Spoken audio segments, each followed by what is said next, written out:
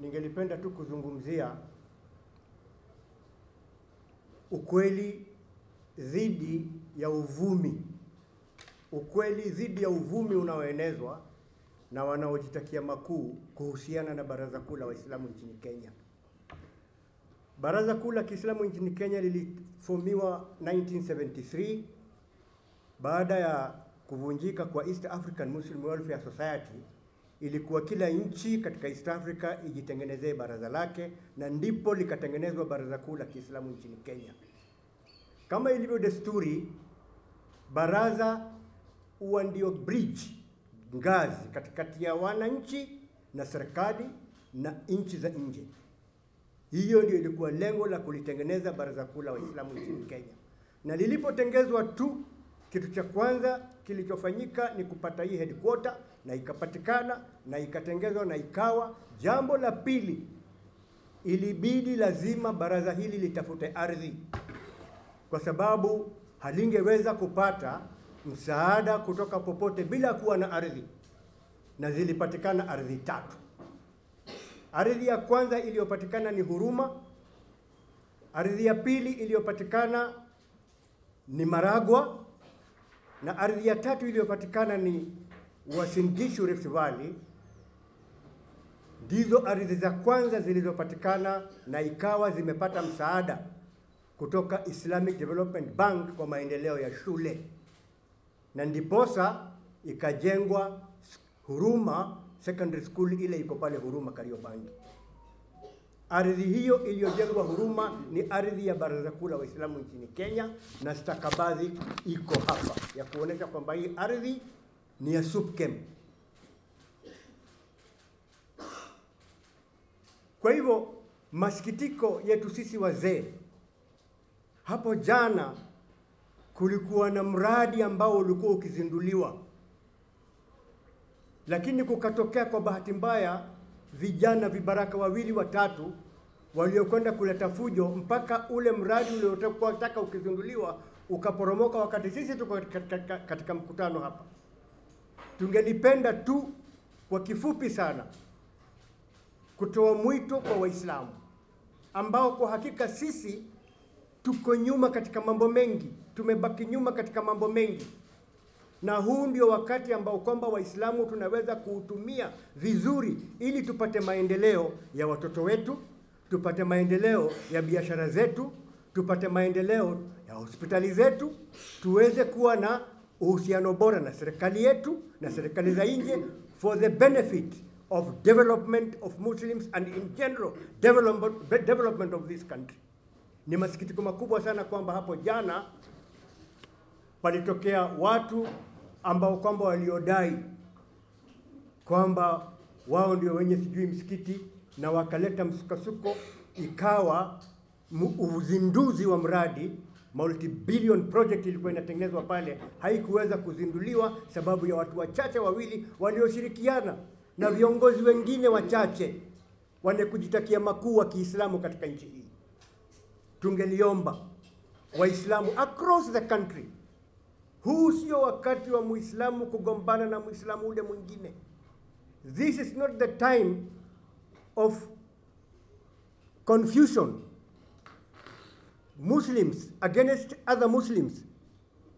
Hii ni wakati wa Waislamu kushikana katika Jamhuri ya Kenya, kwa sababu tukiwa sisi ndio minority alafu tuwe tunagawanyika, we end up in a brink of disaster. Ni wajibu wa kila Muislamu. Misikiti tunayo, nchi hii ni ya demokrasia, tuna demokrasia ya kujenga kila mahali, lakini ikiwa sisi wenyewe ndio chanzo cha balaa na hatuna nguvu, tuna insight watoto wetu.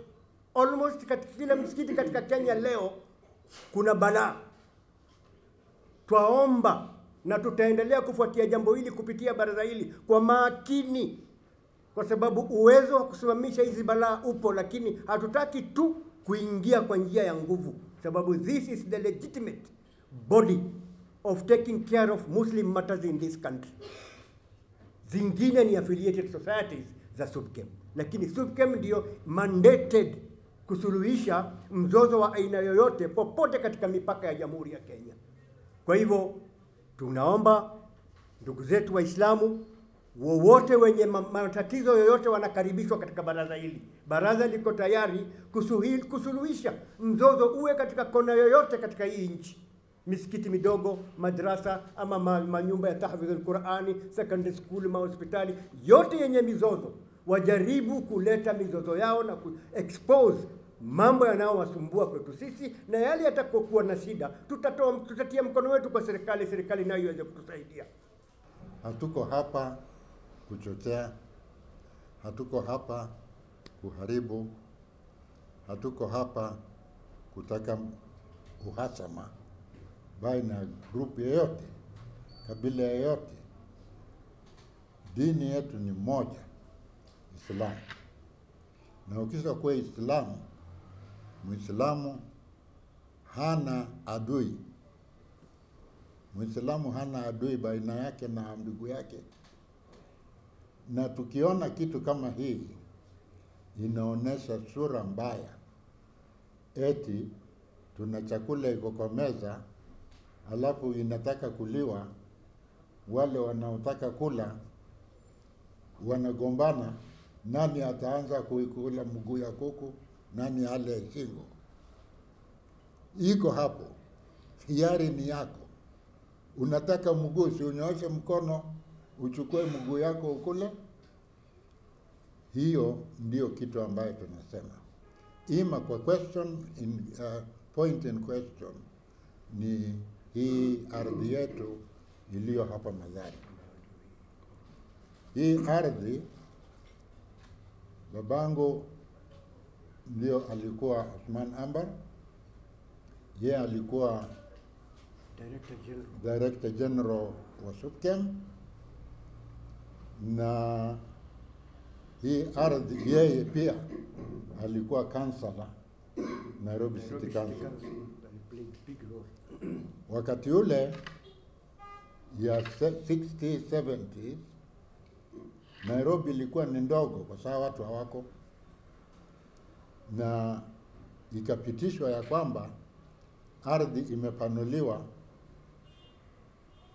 settlement ya Waafrika imezidi ikienda upande ule. Otherwise wakati ule hamkuwako, lakini Nairobi ilikuwa inaisha Eastleigh, Nairobi ilikuwa inaisha Makadara, Nairobi ilikuwa inaisha Kibera. Sasa hizi sehemu zingine zote zilikuwa msitu. Hii airport ya Eastleigh ndio ilikuwa airport kubwa, international airport. Mpaka 1952 Mau walitumiwa kujenga Embakasi airport. Naona wakati huo ni mbali. Airport ya Embakasi, ile runway ya kwanza ilikuwa imejengwa na Mau wakifanya kazi hiyo. Sasa ilipokuwa gazetted area expand, sasa ilikuwa ni makansalas na MPs walikuwa wanagawia watu wao, na ndio Huruma ilipatikana kwa njia hiyo. Hapa Huruma 1980s watu wetu wa Kibera walianza kuvunjiwa manyumba huko. Kansala ali make sure, na MP alikuwa ni marehemu Yunus Ali. Walikuwa watu wetu wale walivunjiwa manyumba huko, wakapewa Mathari pamoja na Huruma. Na hapo ardhi hiyo ilikuwa tupu. City Council ilikuwa inaangalia soko, shule, hospitali, facilities, personal, kanisa, na yote hiyo ilikuwako. Waislamu hawakuwa na ardhi ya msikiti, ndiyo hiyo ardhi ilipatikana ya Huruma kwa Waislamu walio east of Nairobi. Na hakuna mtu alikuwa hapo, ndio watu wanakuja. Custodian alikuwa ni nani ya ardhi hiyo? ilikuwa ni SUPKEM, ndio ilikuwa custodian, na ndio title hii inaonesha SUPKEM ndio mwenye ardhi. Hapo kulikuwa watu wanakaa, watu wa Mbuzi walikuwa wako hapo, wanakuja. Ilikuwa soko kubwa sana ya Mbuzi, na hata sasa Kiama iko bado iko. Waislamu wamo ndani yao, walihitaji mahali ya kusali, waliomba SUPKEM ikajenga msikiti hapo. Hiyo ardhi, shule ilikuwa ni kitu adimu kwa Waislamu, ikawa ikajengwa hiyo shule ya Huruma. Na hiyo ardhi imekuwa demarcated, ndio hii imekuwa demarcated kabisa. Hakuna mtu mwingine anaweza kuja hapo. Shule iliendelea ikashinda, maana facilities ya shule si kazi rahisi. Iliposhinda ndio waliweza kulease kwa huyu ambaye Mwenyezi Mungu amejalia kwa hapo, na inaendelea. Na kwa sababu Waislamu wako hapo, ile msikiti ikawa ni ya Waislamu na ni mali yao, haki yao, na hakuna mtu atakuja kunyang'anya, maana wale wazee heshima yao ilikuwa mali ya Muislamu. Kama sivyo, babangu kansala hangetoka Kibra kuja kuzungumza hapa. Ni yake kwa sababu yeye ni Muislamu. Na hii tukivunja, tukisema sasa hiyo ni ya community fulani, hii ni ya community fulani, itawezekanaje? Italeta vurugu. Tutasema ya kwamba Muislamu aliyokaa Isilii hana haki kuwa na chochote kwa Muislamu aliyoko Mathare. Itakuwa ni sawa? Mahali maadam ni ya Muislamu, ni ya Muislamu, na haiwezi kutoka hapo. Nina haki kwenda kusali msikiti yoyote bila kuulizwa kwa nini. Kwa hivyo wakubwa wale wako SUPKEM, pengine tulisilaki kidogo tu kwa sababu kuamini ya kwamba kila kitu iko sawa. Hii imani tulio nayo pengine sasa inataka kuchekiwa, maana tunaitake hiyo ni personal. Yetu ilikuwa general. Personal inaleta taabu. Ndio tunasema ya kwamba kama kuna matatizo, SUPKEM manake ni umbrella body ya Waislamu wote Kenya mzima, na dunia nzima inatambua SUPKEM ndio mama ya kila mtu. Kama kuna taabu ndani ya SUPKEM, si nyinyi Waislamu mko? Kujeni tukae pamoja, tuzungumze, tujue shida iko wapi na tusuluhishe. Hiyo ndio maombi yetu, badala ya kumleta mtoto aliyezaliwa juzi 2020 aje aanze kuchinja binadamu. Napate mzee kama mimi, vurugu itoke mbio, watu wanaanza kukimbia. Mimi nitakimbia wapi? Si nitakaa hapo tu nichinjwe? Sasa dhambi yangu iko kwa mkono ya nani? Lakini huyu aliyofanya hivyo anajua anachinja kwa nini, anajua anahujumu kwa nini. Katika historia ya Supreme Council, sisi ambayo tumekuwa ndani mpaka tumezeeka, kweli ilikuwa nadra sisi kukuja kupata kwamba viongozi wanatuhisabia pesa vile zimetumika na ziwe zimebaki. Yani ilikuanga ni negative tu, yani pesa hakuna. Lakini for the first time tumepata kwamba viongozi wa sahihi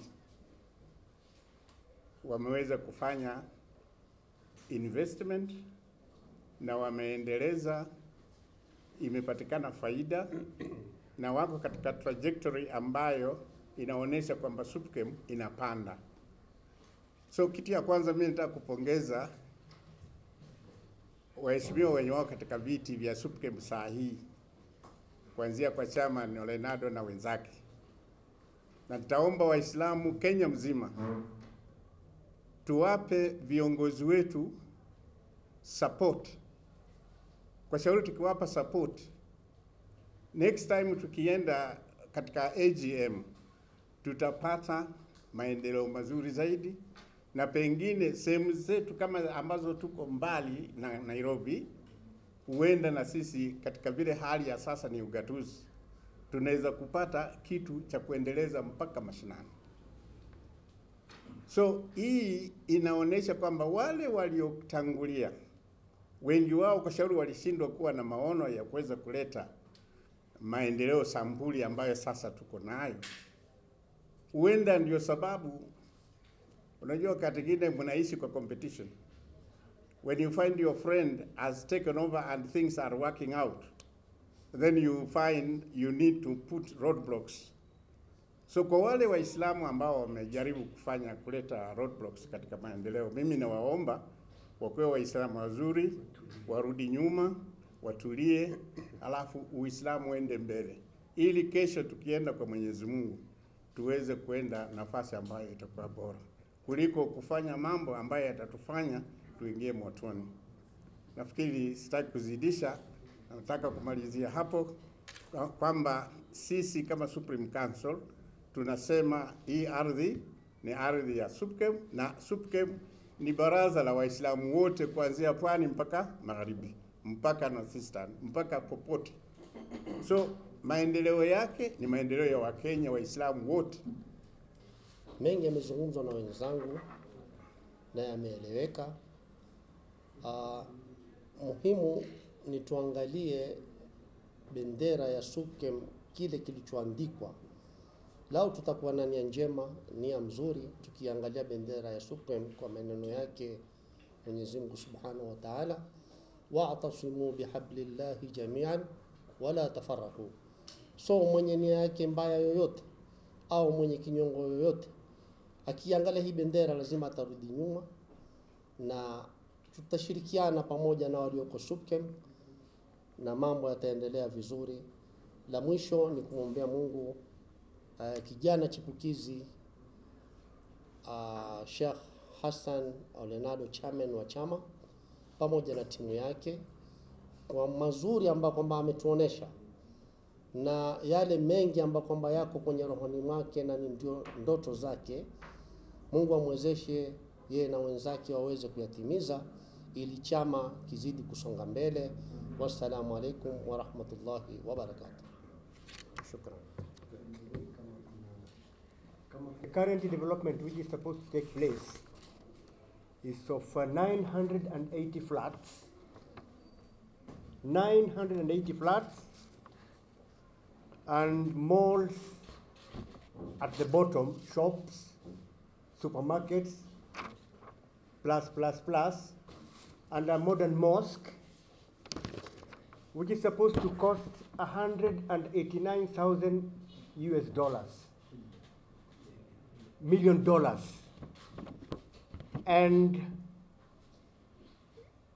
it is on a 6-acre plot, which is shown here, and this is the title deed,